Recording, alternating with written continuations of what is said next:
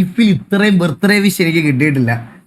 പിന്നെ നിന്റെയൊക്കെ എനിക്ക് അങ്ങനെ അന്നേരം അത് കണ്ടപ്പോ ചിലവന്മാരുടെ HBD എന്നൊക്കെ പറഞ്ഞിരുന്ന് കാണുമ്പോ എനിക്കങ്ങ് ദേഷ്യം. കാരണം നീയൊക്കെ ഇവിടെ ഡെയിലി എൻ്റെ അടുത്ത് ബർത്ത്ഡേ വിഷ് ചെയ്ത് അതിന്റെ പുതുമ കളഞ്ഞു, മനസ്സിലായോ? എന്നിട്ട് ബർത്ത്ഡേ ആയപ്പം എനിക്ക് ആ ബർത്ത്ഡേ വിഷ് കണ്ടപ്പോൾ ഒരു വികാരം തോന്നിയില്ല. എന്നാലും പറയാം ഗൈസ്, എല്ലായിടത്തും സത്യസന്ധമായിട്ട് പറയാണ്. അയ്യോ, ഒരുപാട് ബർത്ത്ഡേ വിഷും ഒരുപാട് ബർത്ത്ഡേ ഗിഫ്റ്റും ഒക്കെ കിട്ടി എനിക്ക്. അത് നിങ്ങളെ ഞാൻ കാണിച്ചില്ലല്ലോ അല്ലേ?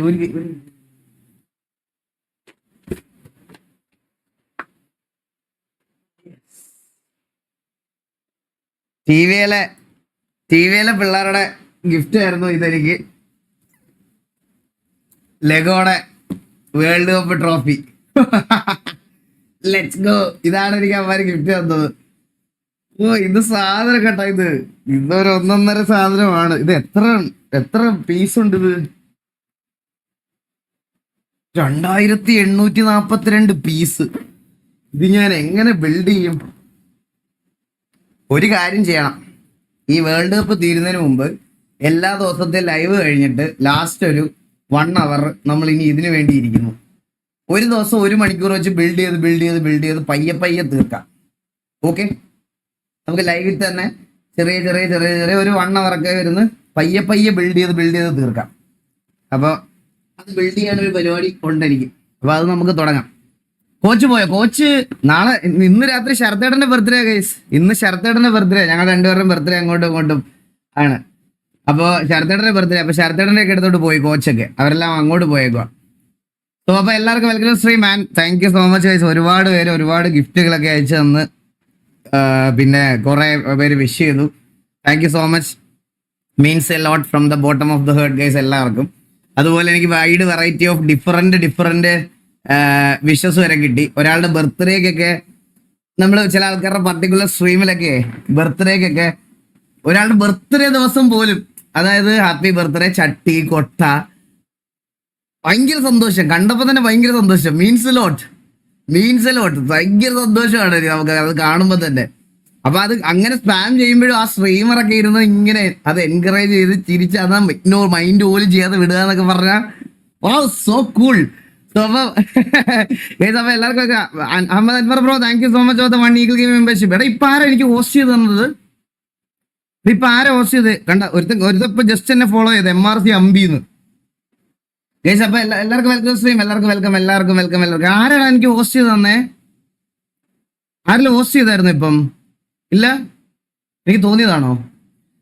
സോ അപ്പൊ ഗൈസ്, അപ്പൊ എല്ലാവർക്കും വെൽക്കം സ്ട്രീം. ചില കാര്യങ്ങൾ ഞാൻ പറയാം ഗൈസ്. നിങ്ങൾ കുറച്ച് ഓഡിയൻസിൽ കുറച്ച് പേര് പറയണ കാര്യങ്ങൾ വളരെ സത്യസന്ധമായിട്ടുള്ള കാര്യമാണ്. നിങ്ങളൊക്കെ പറയാറുള്ള ഒരു കാര്യം ശരിയാണ്. എൻ്റെ അടുത്ത് വന്ന് കുറച്ച് നേരം ഒന്ന് സോഫ്റ്റ് ആയിട്ട് സംസാരിച്ച ഉടനെ ഞാൻ എല്ലാവരും വിശ്വസിക്കും. അതെൻ്റെ ഒരു വലിയ നെഗറ്റീവാണ്. ഇപ്പൊ 29ാമത്തെ വയസ്സിൽ പോലും എനിക്ക് ഫിക്സ് ചെയ്യാൻ പറ്റാത്ത ഒരേ ഒരു കാര്യം അതാ. നിങ്ങൾ ഓരോരുത്തരും എൻ്റെ അടുത്ത് ഈ പലവട്ടവും ഞാൻ ഇതെല്ലാം ഗൈസ്, ഈ പ്രശ്നങ്ങളൊക്കെ തീർന്ന് സോൾവ് ആയി എന്നൊക്കെ പറഞ്ഞ് ഞാൻ ഇവരെയൊക്കെ വീട്ടിലും വിളിച്ച് അവിടെ ഇവിടെയൊക്കെ പോയിരുന്ന് സംസാരിച്ച് എൻ്റെ വിലയേറിയ സമയം കളഞ്ഞത് എൻ്റെ മാത്രം ഇതാണ്. സത്യം പറഞ്ഞാൽ അത് ആ ഒരു സാധനം എനിക്ക് ഇപ്പോഴും ഫിക്സ് ചെയ്യാൻ പറ്റിയിട്ടില്ല. അത് നിങ്ങൾ പറഞ്ഞതിനോട് ഞാൻ 100% യോജിക്കുന്നു. സോ എനിക്ക് കുറച്ച് കാര്യങ്ങൾ പറയാനുണ്ട്. കാര്യങ്ങൾ പറഞ്ഞിട്ട് തുടങ്ങാം നമുക്ക്. അപ്പം മെയിൻ കാര്യം എന്ന് പറഞ്ഞാൽ ആദ്യത്തെ എനിക്ക് എന്ന് വെച്ചാൽ ഇത് വലിയ ഇഷ്യൂവും പ്രശ്നമൊന്നും അല്ല ഗൈസ്. നമ്മൾ RP കളിക്കാൻ പോവാണ്. അപ്പം അതിന് മുമ്പ് ഞാൻ ജസ്റ്റ് അത് പറയാൻ പോവാണ്. അപ്പോൾ ആദ്യത്തെ കാര്യം, അലക്സിന്റെ റിക്രൂട്ട്മെന്റിനെ കുറിച്ച് ഞാൻ കുറെ കാര്യങ്ങൾ കേട്ടായിരുന്നു. നിങ്ങളുടെ അടുത്ത് ഞാനൊരു കാര്യം പറയാമെന്ന് വെച്ചാൽ, ഞാൻ ശരിക്കും പറഞ്ഞ ഒരു ഗ്യാപ്പിന് ശേഷം, അതായത് 2-ാം തീയതിയോ 3-ാം തീയതിയോ ലൈവ് വരാമെന്നുള്ള രീതിയിൽ ഇരിക്കുമായിരുന്നു. അപ്പൊ 2-ാം തീയതി 3-ാം തീയതി ആ ഒരു സമയമാകുമ്പോഴത്തേക്കിന് ലൈവ് വരാമെന്ന് പറഞ്ഞിരിക്കുകയാണ്. അലക്സിന്റെ റിക്രൂട്ട്മെന്റ് എന്ന് പറയുന്ന പ്ലാൻ ശരിക്കും പറഞ്ഞാൽ നമുക്ക് അങ്ങനെ ഒരു പ്ലാൻ ഇല്ലായിരുന്നു. അലക്സിനെ ഞാൻ പോയി TVL ഇവിടെ പോയി വിളിക്കുവോ അല്ലെങ്കിൽ വിളിച്ചുകൊണ്ട് വരുവോ, അങ്ങനെ പോയി ഇതാക്കാനോ ഒന്നും ഒരു പ്ലാനും ഇല്ലാതിരുന്ന് അതാണ് അലക്സിന്റെ കാര്യത്തിൽ.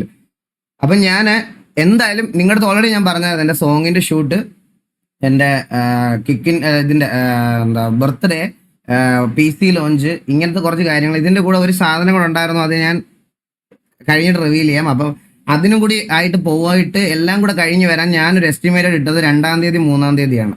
ഓക്കെ, 2-ാം തീയതി 3-ാം തീയതിയാണ് ഞാൻ വരാൻ വേണ്ടിയിട്ടിരുന്നത്. അപ്പം ഈ അലക്സിന്റെ കാര്യം വന്ന് എന്നോട് പറഞ്ഞപ്പം എൻ്റെ അടുത്ത് സേതുവാണ് അലക്സിനെ റെക്കമെൻഡ് ചെയ്യുന്നത്. അതായത് അലക്സിന്റെ POV എന്താണെന്ന് ഞാൻ ക്ലിയർ ആയിട്ട് പറഞ്ഞുതരാം കേസ്. അലക്സിന്റെ POV എന്ന് പറഞ്ഞാൽ അവന്റെ വീട്ടിലും അവന്റെ ചേട്ടനും ബാക്കിയുള്ളവരൊക്കെ RPയും കാര്യങ്ങളൊക്കെ അറിയാം. അപ്പൊ ഈ MRC എന്ന് പറയുന്ന ടാഗിന്റെ ഇത് വെച്ചിട്ട് പെണ്ണ് കേസും ഡ്രഗ് കേസും ബോക്സോ കേസും ഒക്കെ വരുമ്പം ഒബ്വിയസ്ലി വീട്ടുകാർ ചോദിക്കും, നീ ഇതിന്റെ ഭാഗമാണോ, നീ ഇതിന്റെ ഇതാണോ എന്നുള്ളൊരു കാര്യം ചോദിക്കും ഉറപ്പായിട്ടും. അല്ല, ഞാൻ ഈ പറയണ വേറൊരു കാര്യം ചോദിച്ചോട്ടെ, ഇതൊക്കെ പേടിച്ചതന്നല്ലേ ഇവര് വേറെ ഗ്യാങ് തുടങ്ങിയത്, ഫാമിലി കൺസേൺ എന്നൊക്കെ പറഞ്ഞ്. ഞാൻ ഇന്നേ വരെ ഗൈസ്, ഇതുവരെ ഞാൻ ഇത്രയും ദിവസം ഷെയ്ഖിന്റെ ഗ്യാങ്ങിനെയോ ബാക്കിയുള്ള ഒരു ഗ്യാങ്ങിനെയോ ഞാൻ അപരാധിക്കുകയോ ഞാൻ എൻ്റെ ലൈവിൽ എന്തെങ്കിലും കുറ്റം നിങ്ങളോട് പറഞ്ഞിട്ടുണ്ടോ?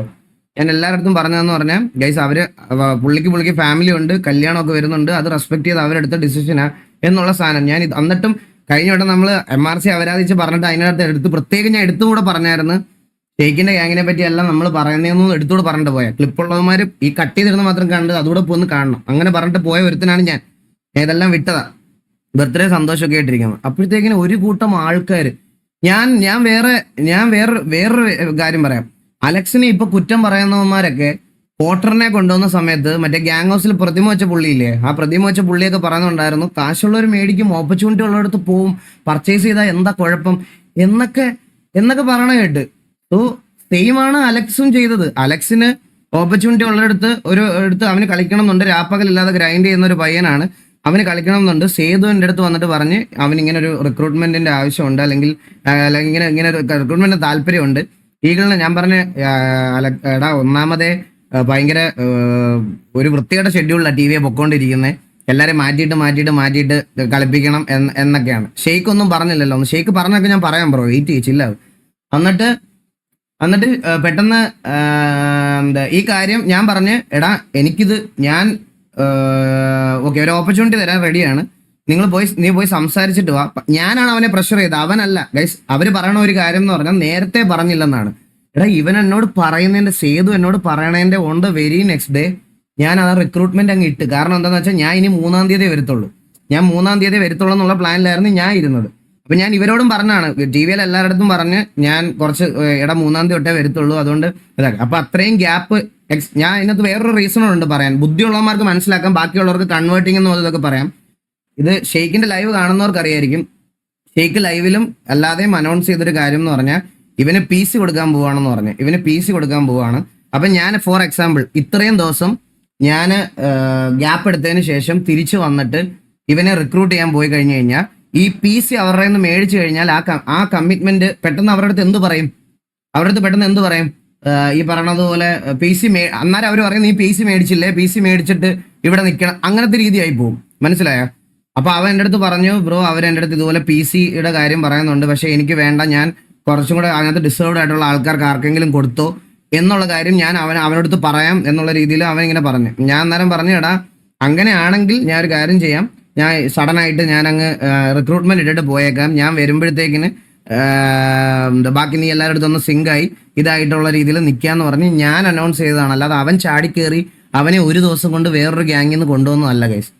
പിന്നെ അതിന്റെ കൂട്ടത്തില് കുറെ പേരിരുന്ന് ഇങ്ങനെ പറയുന്നുണ്ടായിരുന്നു, കുറുപ്പുള്ളിടത്ത് അവനുണ്ടാവാൻ വേണമെന്ന് പറഞ്ഞ്. ഞാനൊരു ഒറ്റ കാര്യം പറയാം, കുറുപ്പ് ഇതിനെപ്പറ്റി ഒന്നും പറയത്തില്ല. കാരണം ടി വിയിൽ സ്ലോട്ട് ചോദിച്ചെന്ന് പറഞ്ഞാൽ TV-യിൽ കളിക്കാൻ താല്പര്യം ഉണ്ടായിരുന്ന ഏറ്റവും വലിയൊരു പ്ലെയർ അവിടെ ഇപ്പൊ കളിക്കുന്നത് ഇതിൽ കുറുപ്പാണ്. ഈ പറയുന്ന സേതു അടക്കം ഇവിടെ കൊണ്ടുവന്നതിൽ സേതു ഒരു 10 വട്ടമെങ്കിലും കുറുപ്പിനെ ഇവിടെ റെക്കമെൻഡ് ചെയ്ത് കുറുപ്പ് എന്നോട് നേരിട്ട് സംസാരിച്ചാണ് TV-യെ കളിക്കണമെന്ന് കുറുപ്പിന് ആഗ്രഹം ഉണ്ടെന്ന്. കുറുപ്പ് എന്നോട് നേരിട്ടാണ്. സോ കുറുപ്പിന് ഇവിടുത്തെ ഓപ്പർച്യൂണിറ്റിയെ പറ്റിയും ഈ ഗ്യാങ്ങിൽ കയറിയാനുള്ള കാര്യം എന്താണെന്ന് കുറുപ്പിന് നല്ല ബോധ്യമുണ്ട്. അതുകൊണ്ട് ബാക്കി ചുറ്റുമുള്ള നിൽക്കുന്ന ആൾക്കാർക്ക് അറിഞ്ഞൂടാ. ഓക്കെ, സോ ഇതാണ് കാര്യം. പിന്നെ വേറെ ഒരു കാര്യം കൂടെ പറഞ്ഞു കഴിഞ്ഞാൽ ഗൈസ്, ഈ MRC ഓഡിയൻസിന്റെ MRC അല്ലല്ലോ, അവര് ജയിലിലല്ലേ, സോറി കേസിലല്ലേ, എന്തായിരുന്നു എന്തായിരുന്നു ഇത് മറന്നുപോയി, ഷോർട്ട് ഫോം മറന്നുപോയി, എന്തായിരുന്നു RZ7. അപ്പൊ RZ7ന്റെ ഇപ്പോഴത്തെ ഓഡിയൻസിന്റെ വിചാരം എന്ന് പറഞ്ഞാല് അവർ ശരിക്കും ചെയ്യുന്ന എന്താണെന്ന് അറിയാമോ? ഒരു കിണറുണ്ടല്ലോ, ഒരു കിണറിനകത്തോട്ട് അല്ലെങ്കിൽ ഒരു റിവറിലോട്ട് വെള്ളം കോരി ഒഴിക്കുക ഇങ്ങനെ മഗ്ഗിനകത്ത്. അവരുടെ വിചാരം എന്ന് പറഞ്ഞാൽ അവർ രണ്ടുപേരും ഇവിടെ വന്നിരുന്ന് സ്പാം ചെയ്യുമ്പം നമ്മൾ മറ്റേ ഒഴുകി പോവും, മറ്റേ ഇതായി പോവും. Bro get A life, serious ആയിട്ട് ഞാൻ കുറെ നാളായിട്ട് പറയാം, ഇത്രയും താറ്റണമെന്ന് ഞാൻ വിചാരിച്ചതല്ല. നീയൊക്കെ ഞങ്ങളുടെ ലൈവ് വന്നിരുന്ന് കാണുന്ന സമയത്ത് എവിടെ നിന്റെയൊക്കെ ഫ്രസ്ട്രേഷൻ ഞാൻ എൻ്റെ ബർത്ത്ഡേയുടെ അന്ന് കണ്ടതാ. ഞാൻ വെറുത്തുപോയി സത്യം പറയല്ല. നിന്റെയൊക്കെ ഫ്രസ്ട്രേഷൻ എന്താണെന്ന് ഞാൻ ബർത്ത്ഡേയുടെ അന്ന് ഞാൻ ക്ലിയർ ആയിട്ട് കണ്ടതാ. നീയൊക്കെ തല്ല് കൊള്ളാൻ കിടക്കണതേ ഉള്ളൂ, ഞാൻ ഇപ്പോഴും പറയാം. പിന്നെ ഓഡിയൻസിന്റെ മുമ്പിൽ മാസടിയൊക്കെ കേട്ടായിരുന്നു ഞാൻ. മാസടിയൊക്കെ കേട്ടായിരുന്നു. എന്താ KVL നോട്ട് ഫോർ സെയിൽ എന്ന് ഇട്ട ആള് അടുത്ത ദിവസം ഇവിടെ വന്നാ കളിച്ചേന്ന്. ഈ മെസ്സൊക്കെ ഓഡിയൻസിന്റെ അടുത്ത് ഞാൻ വിഷമാവും, എന്നാലും പറയാതിരിക്കാൻ പറ്റത്തില്ല. നേരത്തെ കാര്യമല്ലേ പറയുന്നേ. ഗ്യാങ് സ്പ്ലിറ്റായി ഈ R7Z എന്ന് പറഞ്ഞ് തുടങ്ങിക്കഴിഞ്ഞതിന് ശേഷം ഇപ്പൊ കൂടെ വയ്ക്കുന്ന ഒരു 6 എണ്ണം എന്നോട് വന്ന് റിക്രൂട്ട്മെന്റ് ചോദിച്ചായിരുന്നു. സ്വന്തമായിട്ട് തപ്പി പിടിച്ചാൽ മതി. അപ്പൊ അറിയാം ഇതന്നെ ഞാൻ പറയേണ്ടത് വിചാരിച്ചിരുന്ന കാര്യമാണ്, എന്നാലും ഒന്ന് പറഞ്ഞു പോയി, എന്നെ കൊണ്ട് പറയിച്ചതാ. അതുകൊണ്ട് പറയാം, ഈ മാസൊക്കെ ലൈവിൽ അടിക്കുന്ന സമയത്ത് കൂട്ടത്തിലുള്ള 6 എണ്ണം ആരാന്ന് ആദ്യം കണ്ടുപിടിക്കും. മനസ്സിലായ? TV-ക്കകത്ത് കളിക്കണം ആഗ്രഹമുണ്ട് ബ്രോ, ഞാൻ ഇവിടെ വരുവാന്ന് പറഞ്ഞ് ഇതാക്കിയത് എൻ്റെ ഇരിപ്പുണ്ട്. ആരൊക്കെയാണെന്നും രാത്രിയിൽ എന്നെ വിളിച്ചവരും മെസ്സേജ് അയച്ചവരും എല്ലാം എൻ്റെ കൂടെ ഇരിപ്പുണ്ട്. അപ്പം ബ്രോ ആദ്യം ഒരു കാര്യം ചെയ്യേണ്ടതെന്ന് വെച്ചാൽ തമ്മിൽ അവന്മാരുടെ അടുത്ത് ചോദിക്കണം TV-ക്കകത്ത് കളിക്കാൻ ആർക്കൊക്കെ താല്പര്യമുണ്ടെന്ന്. എന്നിട്ട് മതി കമ്പാരിസൺ ഒക്കെ. ഞങ്ങളുടെ ഓഡിയൻസിനും നിങ്ങളുടെ ഓഡിയൻസിന്റെ ഒരു വ്യത്യാസമുണ്ട്. എന്താന്ന് പറയാ, അവര് ഒരു ഗ്യാങ്ങിന് വേണ്ടിയിട്ട് ചീർ ചെയ്തുള്ളൂ. ഒറ്റ പേര് 6-7 വർഷമായിട്ട് പറയുന്നുള്ളൂ. 2 മാസത്തിൽ പേര് മാറ്റി പറയേണ്ട ഗതികേട് എൻ്റെ ഓഡിയൻസിന് പോലും വന്നിട്ടില്ല. മനസ്സിലായോ? TV-ക്ക് വേണ്ടി ചീർ ചെയ്തവർ അന്നും ഇന്നും TV-ക്ക് വേണ്ടി. മനസ്സിലായി? അതിന്റെ അപ്പുറത്തോട്ട് വേറെ ഒന്നുമില്ല.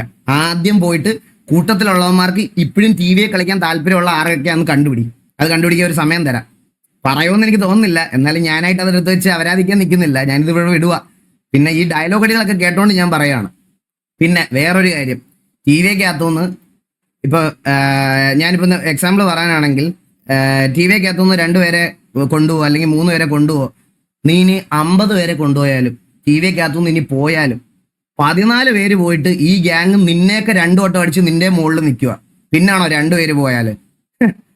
വെറും തോന്നല ബ്രോ. അതൊക്കെ വെറും തോന്നല. ഇങ്ങന്മാര് മെസ്സൊന്നും ദൈവം ഇറക്കരുത്. എൻ്റെ അടുത്ത് ഇറക്കരുത്. എനിക്കത് കേൾക്കുന്നതിൽ കുറച്ച് ബുദ്ധിമുട്ടുണ്ട്. ഇനി ആര് പോയാലും ഇത് ഇവിടെ തന്നെ നിൽക്കും. ഇതിവിടെ ടോപ്പായിട്ട് തന്നെ നിൽക്കും. മനസ്സിലായോ? അപ്പൊ അത്രേ ഉള്ളൂ എനിക്ക് പറയാൻ. ഒരുപാട് മാസടി വേണ്ട. മര്യാദയ്ക്ക് നിങ്ങളുടെ കാര്യങ്ങൾ നോക്കി മര്യാദയ്ക്ക് നിങ്ങളുടെ അതിനകത്ത് പോയി. എനിക്ക് ഉപദ്രവിക്കാൻ വരാൻ താല്പര്യമില്ല. എനിക്ക് ഇതാക്കാൻ താല്പര്യമില്ല. ഞാൻ ഇപ്പോഴും പറയാം, സിറ്റിയിൽ ഈ കൊണയായിട്ട് വന്നാൽ ഞാൻ വെച്ചടിച്ച് തന്നോളാം. അതുകൊണ്ട് വെളിയിലിരുന്ന് എനിക്കിത് പറയാൻ വേണ്ടിയിട്ട് വലിയ താല്പര്യമൊന്നുമില്ല. മര്യാദയ്ക്ക് നിങ്ങളുടെ കാര്യം നോക്കി നിങ്ങളുടെ സംഭവങ്ങളുമായിട്ട് പോവാം. That's it. മനസ്സിലായോ? അപ്പൊ ഇനി ബാക്കി മറ്റേ കൊച്ചു പിള്ളേർ സ്കൂളിൽ പോയിട്ട് വരുമ്പോഴത്തേക്കിന് അടുത്ത ദിവസത്തെ ക്ലിപ്പൊക്കെ കാണുമ്പോൾ കൊണ്ടുപോകാം. നിന്റെയൊക്കെ ഈ ഫ്രസ്ട്രേഷൻ ഇനി ഒരിക്കലും മാറാൻ പോകുള്ളൂ. അത് എൻ്റെ ബർത്ത്ഡേ ദിവസം എനിക്ക് മനസ്സിലായ ഒരു കാര്യമാണ്. ഞാൻ ഈ പ്രശ്നങ്ങളിലൊന്നും ഇല്ലാതെ മാറി ഇന്ന് ഫാമിലി ആയിട്ട് ഇരുന്ന ഒരുത്തനാണ്. മനസ്സിലായോ? അപ്പൊ അതിനകത്തോട്ട് എന്നെ ഡ്രാഗ് ചെയ്ത് ഇത്രയും ഇതിലോട്ടൊക്കെ കൊണ്ടുവന്നു. ഞാൻ പറഞ്ഞ സാധനം ഇപ്പൊ തന്നെ ഓൾറെഡി ഞാൻ വേറൊരു കാര്യം കൂടെ പറയാം ഗൈസ്. നിങ്ങളുടെ അടുത്ത് ഈ പറയണ കേസൊക്കെ FIR ഇട്ട് അറസ്റ്റ് പോലും ചെയ്തിട്ടില്ല. FIR ഇട്ടതേ ഉള്ളൂ. അപ്പോഴത്തേക്കിന് സോഷ്യൽ മീഡിയയിൽ അത് പാസ്റ്റായി. ഈ സോഷ്യൽ മീഡിയ കാണുന്ന ബാക്കി അവന്മാർക്കൊക്കെ പേടി ഉണ്ടാവും. നാളെ ഇവനൊക്കെ തിരിച്ചു വന്ന് ലൈവ് ഇട്ടിട്ട് എന്തോ വലുത് പറഞ്ഞാൽ നമ്മുടെ അങ്ങ് കരിയർ എൻഡായി പോകുന്നു. ആ പേടി എനിക്ക് എന്തായാലും ഇല്ല. മനസ്സിലായ? എനിക്ക് ഇമാതിരത്തെ ഉള്ളവന്മാരെ സപ്പോർട്ട് ചെയ്യാൻ എനിക്ക് ബുദ്ധിമുട്ടുണ്ട്. എന്റെ സ്റ്റാൻഡ് ഞാൻ പറയുകയാണെങ്കിൽ എനിക്ക് ഇമാതിരത്തെ ക്രിമിനൽസിനെ സപ്പോർട്ട് ചെയ്യാൻ എനിക്ക് ബുദ്ധിമുട്ടുണ്ട്. അതുകൊണ്ട്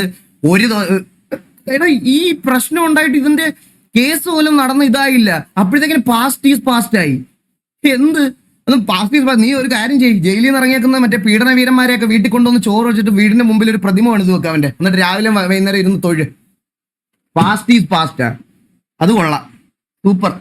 ബുദ്ധിമുട്ടുണ്ട് അങ്ങനത്തെ ആൾക്കാരെ എനിക്ക് സഹകരിക്കാനും ഇനി മുന്നോട്ട് സഹകരിക്കാനും ഇനി ഇതാക്കാനും എനിക്ക് ബുദ്ധിമുട്ടുണ്ട്. എനിക്ക് ഇതാക്കാനുള്ളത് നമ്മുടെ കൂട്ടത്തിലുള്ള പ്ലേയേഴ്സിനും അത് തന്നെ. അത് ബുദ്ധിമുട്ടുണ്ട്. മനസ്സിലായോ? അത്രേ പറയുന്നുള്ളൂ. തൽക്കാലം ഞാൻ അത്രേ പറയുന്നുള്ളൂ. ബാക്കി എന്നെ കൊണ്ട് പറയിപ്പിക്കരുത്. That's it. ഇനി ആര് വന്നാലും നിന്റെയൊക്കെ ഇനി ഏത് കൊമ്പത്തെ അണ്ണം വന്നാലും അവൻ ലൈവ് ഇട്ട് 2 വാക്ക് പറഞ്ഞാൽ എന്റെ കരിയറിനെ അത് ബാധിക്കുമെങ്കിൽ അങ്ങ് ബാധിക്കട്ടെ. എനിക്കറിയാം ഞാൻ എന്താ ചെയ്തു വെച്ചിരിക്കണത്, ഇവനൊക്കെ എന്താ ചെയ്തു വെച്ചിരിക്കുന്നത്. That's it. അത്രേ എനിക്ക് പറയാനുള്ളൂ. സോ ബാക്കി ഇനി എന്തെങ്കിലും കേൾക്കാൻ വന്നവന്മാരുണ്ടെങ്കിൽ നേരെ വിട്ടോ. മനസ്സിലായി? ഇത്രയും കാര്യങ്ങൾ എനിക്കൊന്ന് പറയണം എന്നുണ്ടായിരുന്നു. That's it. ബാക്കി പിന്നെ ഒരു കാര്യമാണ് ഗൈസ്, ഞാൻ റിക്രൂട്ട്മെന്റ് ദിവസം നിങ്ങൾ ശ്രദ്ധിച്ചോന്ന് എനിക്ക് അറിഞ്ഞൂടാ.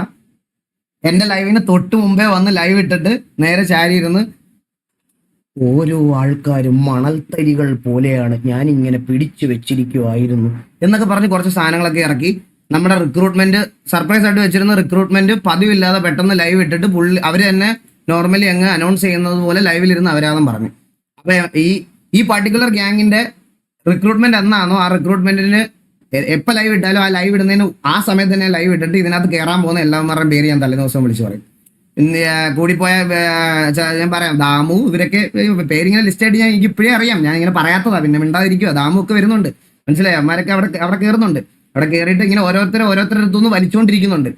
ഞാൻ പറഞ്ഞില്ലേ, ഓരോരുത്തർ ഇപ്പൊ KV എന്നും TV എന്നും ഒക്കെ വലിക്കുന്നുണ്ട്, മനസ്സിലായോ? വലിക്കാൻ പറ്റുന്നവന്മാരെയൊക്കെ വലിച്ചുകൊണ്ട് പോയിക്കോട്ടെ. ഞാൻ പറഞ്ഞില്ലേ, ഒരാളോ രണ്ടാളോ 3 പേരോ എൻ്റെ അടുത്തൊന്നും കുഴപ്പമില്ല. TV കളിക്കേണ്ടത് അവന്റെയൊക്കെ ആവശ്യമാണ്, അല്ലാതെ എന്റെ ആവശ്യമല്ല, മനസ്സിലായോ? ആ പേരിന് വേണ്ടി ഗ്രൈൻഡ് ചെയ്ത് കഷ്ടപ്പെട്ട് ഇതിനകത്ത് കളിക്കുന്ന 100 പ്ലേയേഴ്സ് ഉണ്ട്. അതിൽ ഈ പറയണത് പോലെ ഒരു ദിവസം വന്നിട്ട് ഇറങ്ങി പോണവന്മാരുണ്ടെങ്കിൽ അങ്ങ് പോട്ടെന്ന് വെക്കും. ഞാൻ എന്റെ ആവശ്യമല്ല അത്, മനസ്സിലായ? ഇത് ആര് പോയാലും ഇത് ഇവിടെ നമ്പർ 1 ആയിട്ട് തന്നെ നിൽക്കും, അതിന്റെ ഉറപ്പാ. 14 പേര് പോയിട്ട് ഇവിടെ കൊണ്ടുവരാൻ അറിയാമെങ്കിൽ പിന്നെയാണോ? മഴ പെയ്തിട്ട് നനഞ്ഞിട്ടില്ല, പിന്നല്ലേ നിന്റെയൊക്കെ മരം പെയ്താ? ഭീഷണിയൊക്കെ കയ്യിൽ ബ്രോ. ഇതൊക്കെ ട്രാൻസ്പെറന്റ് ആയിട്ട് സംസാരിക്കാൻ എനിക്ക് ധൈര്യമുണ്ട്. ഇനി ഏതവനാണെങ്കിലും എന്തവനാണെങ്കിലും ആര് പോയാലും എനിക്കൊരു എന്റെ രോമത്തെ പോലെ അത് ബാധിക്കുകയില്ല.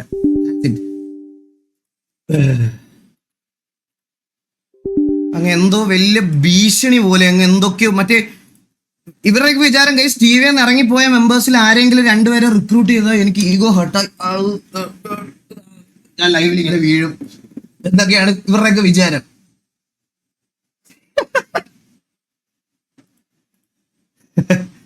ഡെസ്ട്രോയാ എടാ, എന്താടാ ആരും പോണില്ല ഇവിടുത്തെ, ആരും എനിക്ക് എന്റെ അറിവിൽ ഇപ്പൊ ഇവിടുത്തെ ആരും പോണെന്നില്ല.